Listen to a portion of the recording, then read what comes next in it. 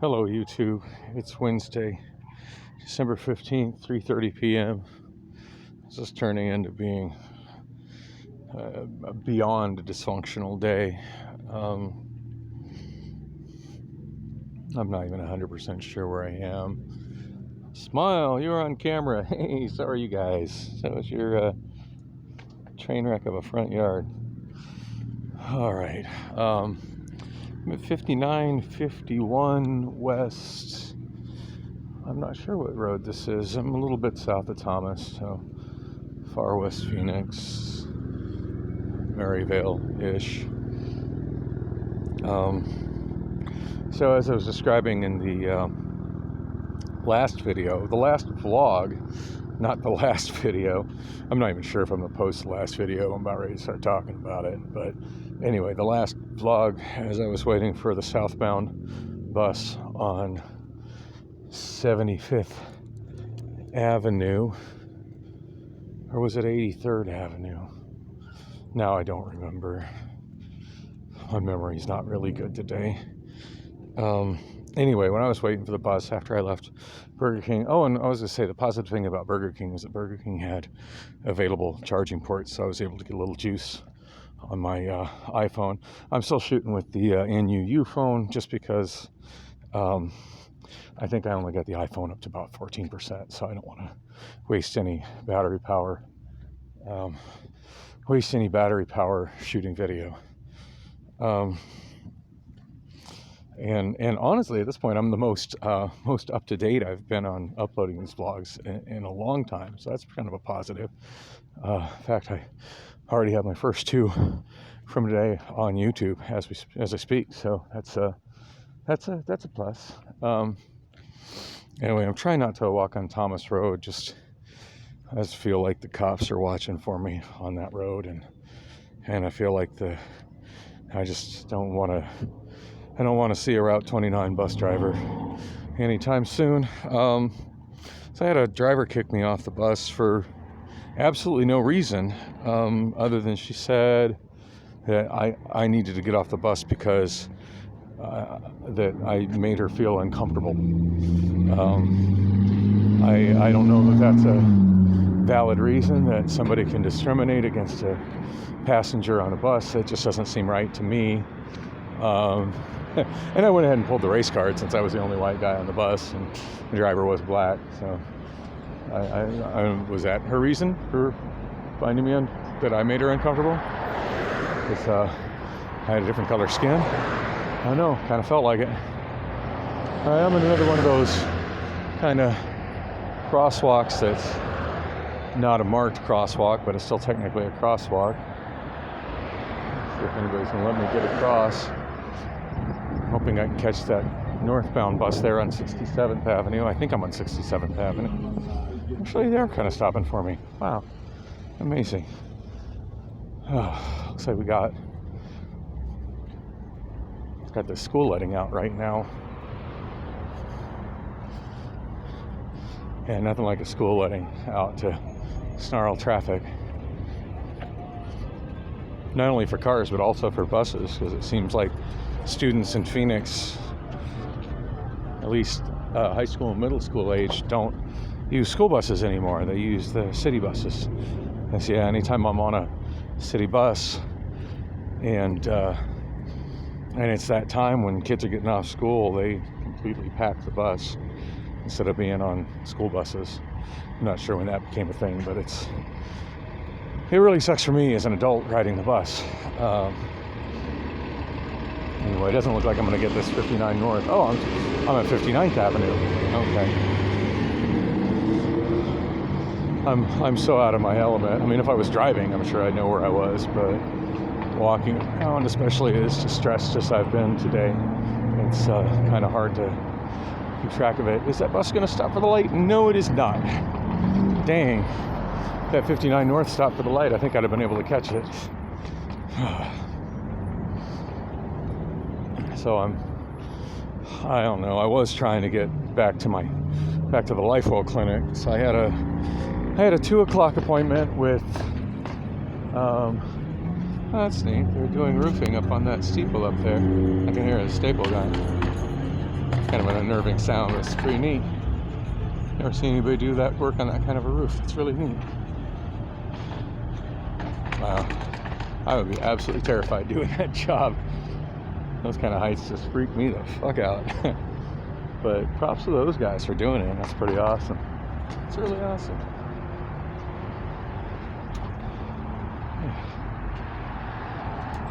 Oh well, missed the 59 North. I don't know how frequently that bus runs. I definitely don't want to get on the Route 29, not after what just happened to me on the Route 29. So I'm trying to remember if it was before or after Burger King, but I called. Actually, no, it was when I was trying to figure out how to use the laptops that I was really struggling with over at that staffing event. I'm trying to remember the name of that staffing company, Integrity Staffing Solutions. I got their website written down. So I do have a profile on there, and the last lady I talked to showed me how I could use that profile to apply for other jobs. But the one that I got put into the box for, it was in a refrigerated warehouse, and I just can't work in a cold storage space. I've had 2 jobs where I did that in the past, and both of them just it was just I just wasn't comfortable in it. I just really don't like being cold. I mean, even dressed up for it, I just don't like being in cold space. First one, I think I would have been 21 years old when I got it. I was working at Church's Fried Chicken. And generally speaking, I liked working at Church's Fried Chicken, but there was one job that I often got assigned to do that it's always made me do it. And they knew I fucking hated doing it. I think they just made me do it just to spite me.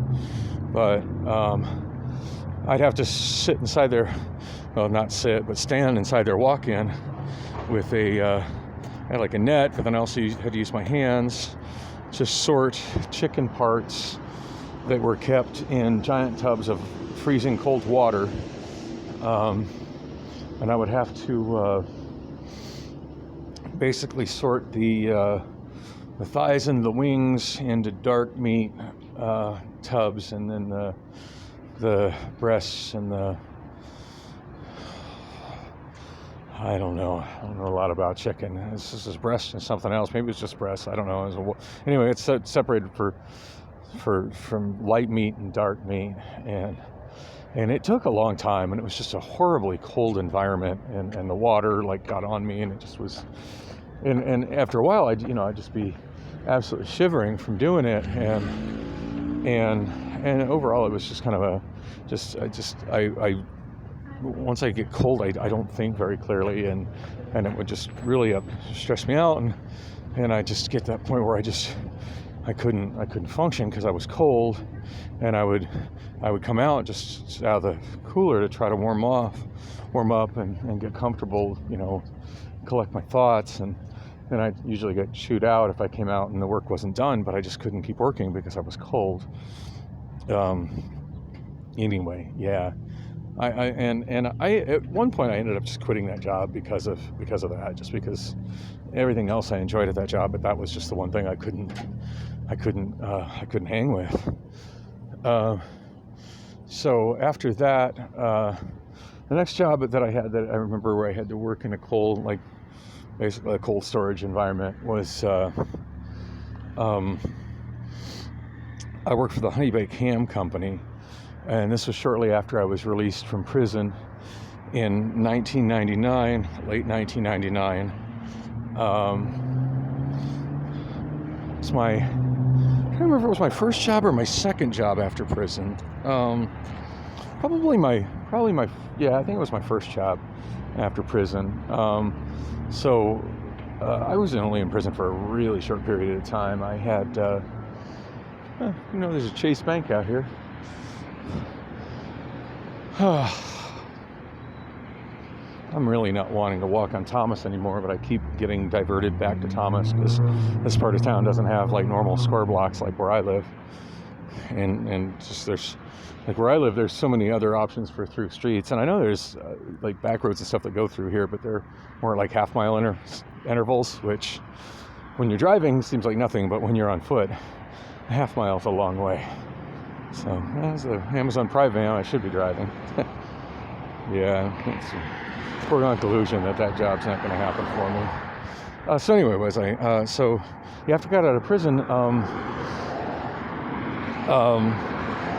There were certain things, like I remember I had a parole officer for all of about 2 weeks, and basically when I met with my parole officer, like that was, I talked to her on the phone, and she basically said the things I needed to do to complete my parole, and basically I had to have a stable residence and stable employment, which is a surprisingly difficult thing to get when you get out of prison, because nobody wants to rent to you when you've been just released from prison, and nobody wants to employ you when you've just been released from prison. And then on top of that, like you've got, and you've got no money. It's not like when you're released from prison, they give you the money that you need to get a place to live. Like that's something that's not provided, which I think is a big part of why so many people, when they get out of prison, end up just going right back to prison, because at least when you're in prison, you're not having to worry about a place to live, or feeding yourself and all that stuff. And anyway, but yeah, I surprisingly was able to get employment right away, and it was at the Honey Baked Ham Company. As far as a stable place to live, like as soon as I got out, my mother let me stay with her and sleep on the couch, so that was helpful.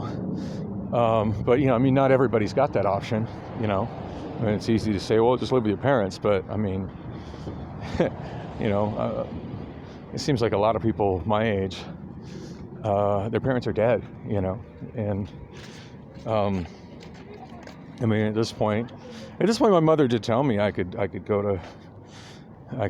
go stay with her in Oklahoma. So I guess I do have that option. I say I don't, but I kind of do. But whatever would I do with all my stuff here, And I've still got my daughter Lily here somewhere, And I do believe the way the Arizona law works is if I leave the state, well, it sounds like somebody bashed out that guy's rear window. Fabulous neighborhood I'm walking through here. I think the way the law works is if I like right now, I still legally have custody.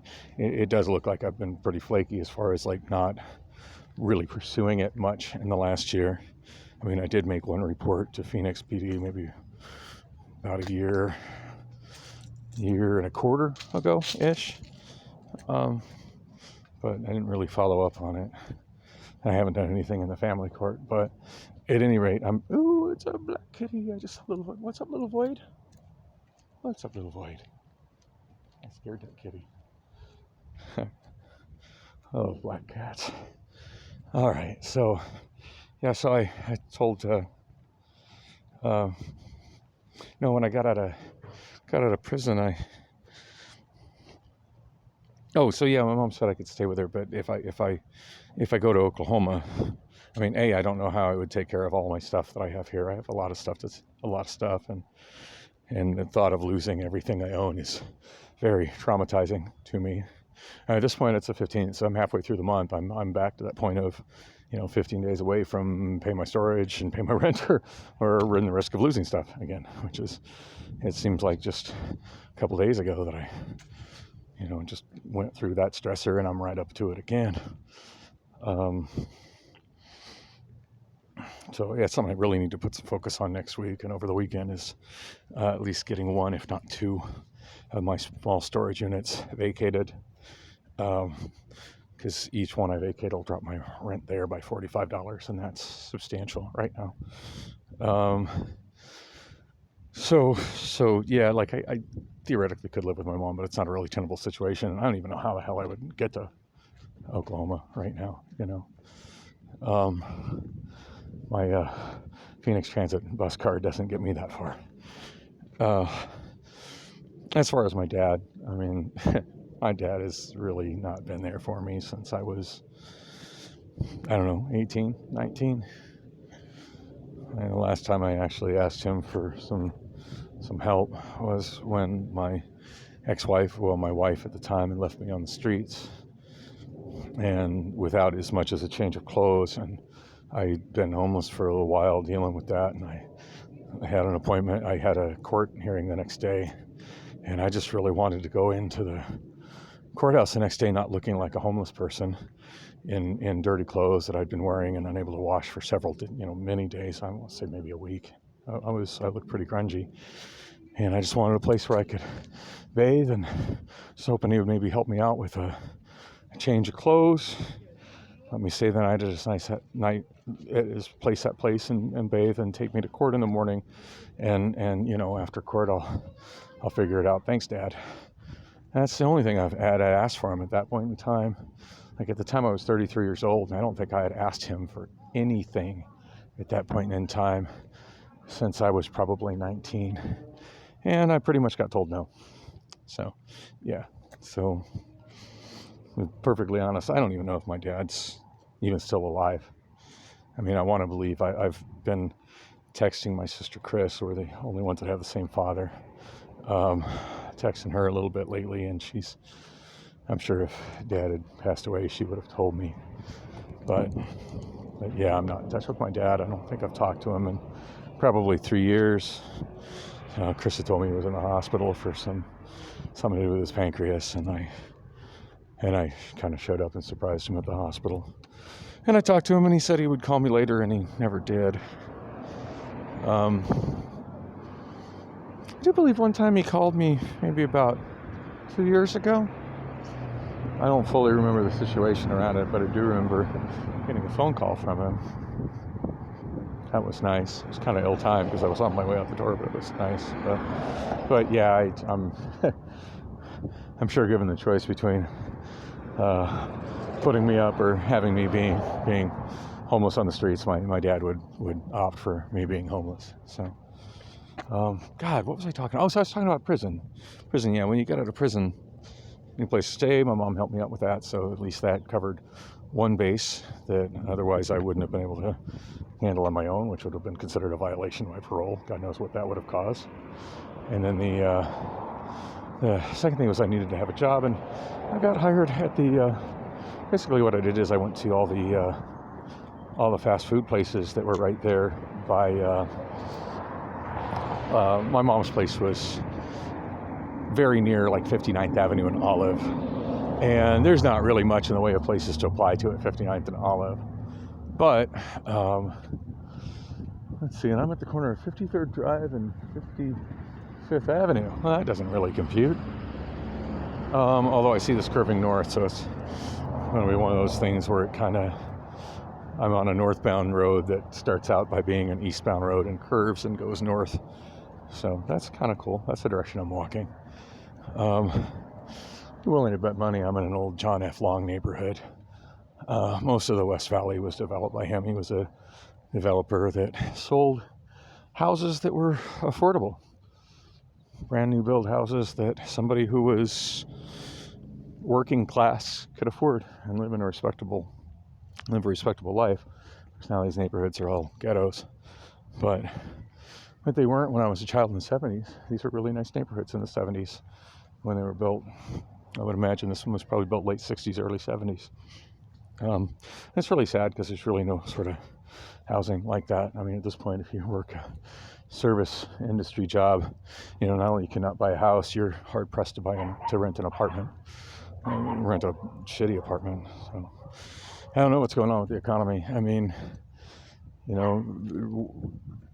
for a long time, housing prices have been going up faster than, and other, inflation's been going up faster than wages. But at this point, it's accelerated to the point where just life is not tenable, and a lot of people are just dropping out of society, and then they're, in hooked on drugs, which thankfully I haven't succumbed to that,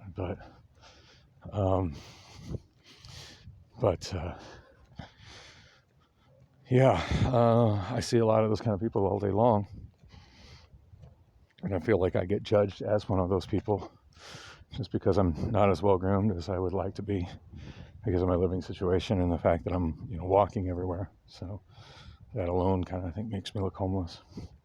Anyway, I was talking about how I can't work in cold storage. So after prison, I got that job at Honey Baked Ham Company, and Honey Baked Ham Company, I tell you what kept me going there, what kept me working there, miserable working in there because it was in a giant, like basically miniature refrigerated warehouse, even though it was located.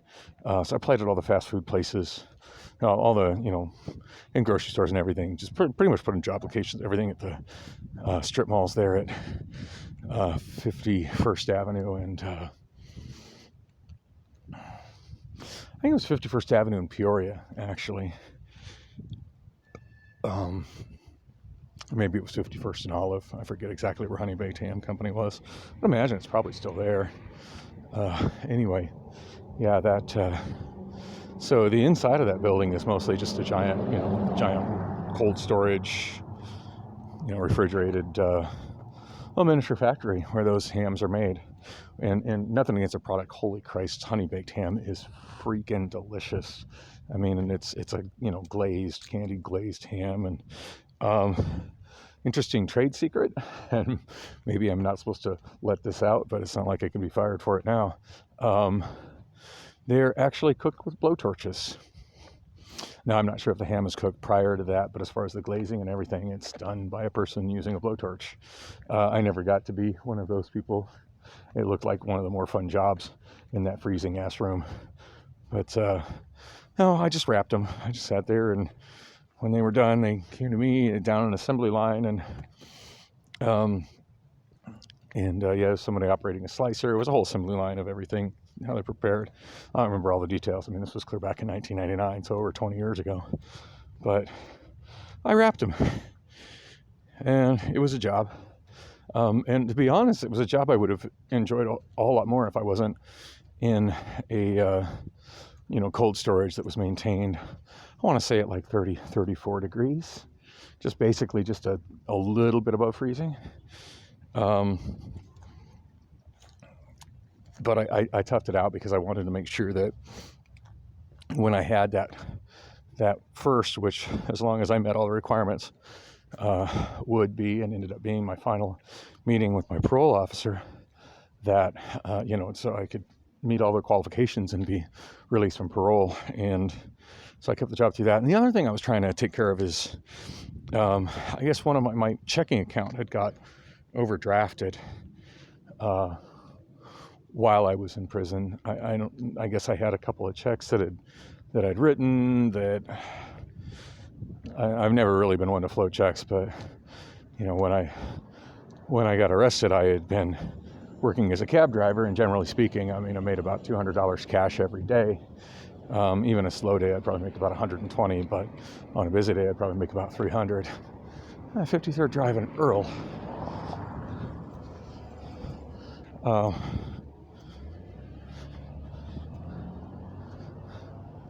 These street layouts in these neighborhoods are entertaining. So, yeah,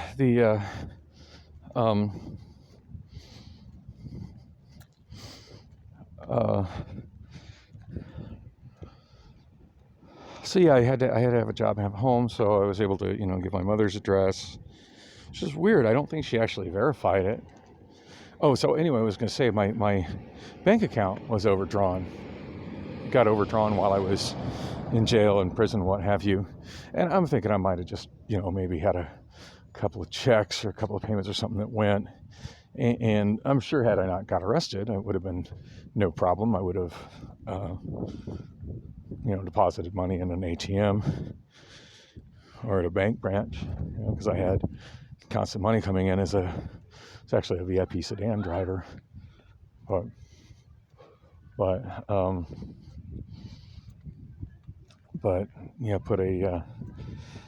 Anyway, I was determined to make good on that, to get that, to get my debt to the bank paid and get that account back in good standing. I believe that account honestly was with Norwest, which is the account that is now my Wells Fargo account, which reminds me I need to go to Wells Fargo. and close out my savings account. I keep forgetting to do that, but I need to do that at a branch. Actually, not a bad errand to do today, with as much as everything else has been a clusterfuck today, which I haven't really talked about. I probably should. I just kind of got sidetracked talking about how I can't deal with storage. Anyway, I toughed that job out just long enough to get my bank account back in good standing, and to be able to show my parole officer that, yep, I've got stable employment. Yeah, as soon as that was square, I put in my notice, and they were completely cool with me just being done. I'm sure they didn't find me to be one of their more efficient workers, but the bottom line is I'm not an efficient worker when I'm cold, and I was always cold there. Looking back on that job, there was one thing I did really, really love about working for Honey Baked Ham, though, and I just gotta mention this, because it was, of all the random jobs I've had over the years, it seems like a silly perk, but God, I loved it. We had like a 30-minute lunch break, and during that lunch break, there was a spread of food that was honey baked ham, other lunch meats like roasted turkey, all kinds of sliced cheeses. And I'm not talking like American fucking processed cheese goo in a piece of plastic. I'm talking like good quality sliced cheeses. I think they had sliced veggies as well, and all different types of breads. It wasn't just like cheap ass, wheat or cheap ass white bread. Like, it was good quality bread. It was full on lunch bread, and it was there every day, and it was free. And that was kind of my motivation. First half of the day, it's like, God, I hate this job. Holy crap, it's cold in here. Oh, lunch is going to be amazing. And this is the time I had like no money to spend on lunch. So, to be able to get DVDs, a whole tub of them, snagged. Well, that's I just had a Reddit moment there. Yes, I just dumpster dive. I just did a dumpster dive right there on YouTube. Go me. Just found a red tub, completely full of DVDs. Yeah, it's funny. I still pop on Reddit every now and then, not as much as I used to. And somebody put on the DVD collectors subreddit, asked, where do you get your DVDs? And I'm glad they specified where do you get your DVDs as opposed to where do you get your Blu-rays or where do you get your 4K Blu-rays. Because I still occasionally buy Blu-rays. Haven't bought a 4K Blu-ray in a while because I just don't have the money for it. But yeah, I mean, those are formats I would still actively buy if I had the money for them. But there are people who are saying different stores or different websites, or some people said thrift stores, but I said at this point, most of my DVDs come in boxes from friends that don't want them anymore. Yeah, last load of DVDs right here, tub and a dumpster in the hood. Can't wait to see what's in that tub. It looks like there's some interesting stuff. A bunch of Christmas movies. Uninvited. That's a horror flick. I'm not sure if I've seen that one before. Anyway, randomness. Wow, this thing's still recording. I'm at 28 minutes. I might have a hell of a time uploading this one. So much for me being all caught up on posting my vlogs. All right, I'm almost to 51st Avenue. I'm never in this part of town. This feels so weird to be walking through here. I felt like I was getting close to my former father-in-law, Horst's place, but his was off 43rd Avenue, and I'm approaching 51st Avenue, so I still have to keep going another mile. Plus, I think I'm on Osborne, and he was closer to Encanto. But I'm reasonably near that neighborhood. Now, Allison told me that house sold for a substantial amount of money, which is, wow, the birds love that guy's car. Holy bird shit. I thought that last car I got on my video last week had a lot of bird shit on it, but it's Pontiac vibe, Pontiac fucking bird shit vibe. Wow. Oh, and of course there's a bus. I'm gonna just barely show up at the intersection in time to not catch another bus. This seems to be my luck today. Oh, honestly, just walking and talking is putting me in a better frame of mind. Oh, and I was blocking my lanes. Sorry about that, y'all. Oh, well, no, this bus is turning down this street. I think this is the one that they call Mary. No, it's a 29. Huh. I know nothing about a 29 going down Osborne. I believe I'm on Osborne. I really don't know the bus routes in this part of town. Not like I know I'm on the east side of town. Anyway. So yeah, that was my second cold storage job, and I quit it as soon as I accomplished my goal of getting off parole and getting my bank account straight, because it just was hell working in a cold storage. And then the next job that I had that involved that was actually while I was in jail for child support. I forget what year it was, but I worked in the MCSO. Oh shit. MCSO food factory, and sometimes I would be assigned a job that involved working in cold storage, and that was pretty freaking miserable.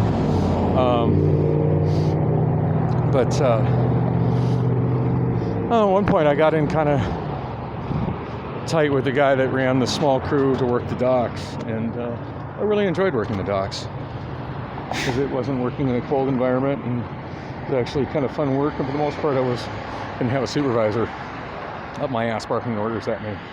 So, and when you consider the supervisors are, for the most part, all corrections officers, supervisors on a power trip is a pretty common thing in any employment situation. You put that kind of indentured servitude, and it can be a uncomfortable dynamic, to say the least. And there's some creative transportation. Wonder what's up with that guy and his bike and trailer garbage. Anyway, I should wrap this up. Just for no reason, it's 32 minutes long, and